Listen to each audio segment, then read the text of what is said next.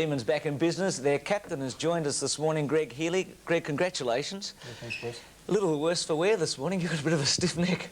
Yeah, I have actually. The boys celebrated a bit last night. It was a pretty tough game to get through yesterday, but makes it all that worth it when you get out with the 4 points.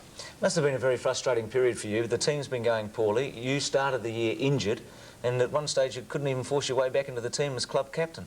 Yeah, it has been a pretty disappointing year, but you know, as you said, through injuries and well, lack of form, I guess. But I guess if we get back on the rails now and have a good final series, it'll make it all worth it. There's a lot of publicity, Greg, about your captaincy at one stage, and there was an article in the Sunday Age and a few in the newspapers. How did it affect you personally at that stage? Well, I guess, you know, these sort of things you'd never like to be written about in that sort of manner, but, you know, I guess being captain, you're open to public criticism if you aren't doing the job that people think you should be doing. Not that I didn't think I wasn't doing the job, but I think Mike Sheehan wrote that article and he's entitled to his opinion, but when those things do happen, you just got to take it and get out there week in, week out and try and prove them wrong. Greg, looking down the barrel at three-quarter time, what was John Northey's message? Well, you know, we all believed in ourselves. You know, we kept plugging away all day, and John just said, you know, just keep getting in there and having a go for the ball, because you know, our season was really on the line yesterday, and you know, as I said, we just kept plugging away, and thankfully it all clicked together. When you were 34 points behind, personally, did you think you had a chance? Well, or was Robbo the only one that knew? Well, you know, I guess when you're 34 points down at Windy Hill, you'd always think, you know, we're up against it now. But, you know, I believe in, you know, the 19 other guys and myself yesterday always thought that we had a chance, and, you know, it was exactly the same thing that happened in '87. We kicked about 5 goals in the last 20 minutes to get up and win, so, you know, John's a great believer in never giving up, and I think it paid through yesterday. Did you ever feel yesterday that the ball wasn't bouncing for you? That was one of the comments that I made, I think it was about at half-time, that the ball, when it was an opportunity to run for you, it ran the other way. And all I was waiting for was maybe just the ball would run for you and you would kick, say, 3, 4 quick goals. Yeah, I you know, didn't pinpoint that at half-time, Robbo, but you know, I guess if you're always having a go, eventually things are going to start working for you, and as they did in the last 20 minutes of the last quarter, that, you know, it all clicked together. Greg, the week before you're in the opposite position. You were almost 30-odd points in front of Geelong. Did you think then you were going to win the game?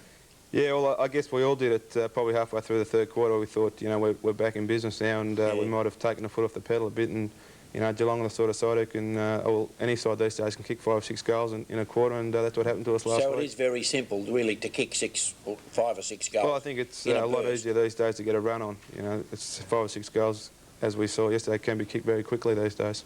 How tough was it out there yesterday, Greg? It looked very tough. Yeah, it was a pretty tough game. Yeah, we were pretty fired up to, you know, we have been criticised from our physical point of view this year, and we were pretty fired up to prove a few people wrong, and Essendon are always tough out there, so, you know, it was a pretty tough game. Is the physical side, you know, when people say in the paper, oh, Melbourne's a bit soft or Geelong's a bit soft, is it really like that out on the field? You know, is there a softness? I don't think we're soft at all, Bob, no. No, that's, I mean, you wouldn't go out in the ground if you were soft, would you? No, I don't think there's too many players playing league football who are too soft at the moment. And was it a more physical game yesterday when they, you know, when these fellas were there and said, you know, the big clashes were on? Was it a more of a, you know, of a bruising game? Yeah, well, I guess it was. We'd concentrated all week at training on the actual tackling, shepherding side of things, so we went out with that goal to, you know, really concentrate on those sort of things, which probably contributed to the physical side of the game.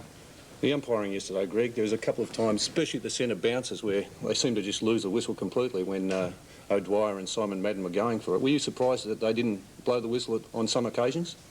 Yes, I was actually, Bernie. I actually heard Simon Madden give a bit of a squeal at the very first bounce. I think Straws might have got his legs into him, but you know, the umpires can only call it as they see it, and I suppose they've been letting it go a fair bit this season, and they did that yesterday.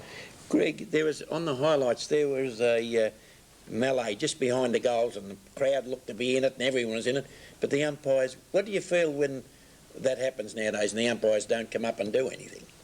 Yeah, well, it puts you in a difficult situation, Bob, because the umpires, you know, you can see your mate in there, you know, might be on the bottom of the pack, but the umpires will say, well, we're going to play it on, and, you know, the coach says, you know, go for the ball, but you see your mate on the bottom of the pack, so it's a bit hard very difficult to do the judgment. That's right, yes. Yeah. Greg, thanks very much for coming in. It was a great victory yesterday, and you've got a lot to look forward to now in 1990. And on behalf of us, take this, the Olympic the wind cheater. Of course, we're all hoping that Melbourne gets the Olympics in 96, and you can wear this on a cold Tuesday night at training. And if anyone would like one of those wind cheaters, you can get them from Just Jeans or Myer. So, Greg, if you just hold on to that, stay put. The Year Award is brought to you by BP. Doesn't even have a look at the goals. He just got it on the boot very quickly, swung it around across his body, and it was a great goal. Ricky Jackson here, Action Jackson. Great poise there, deliberation, and it was an excellent goal.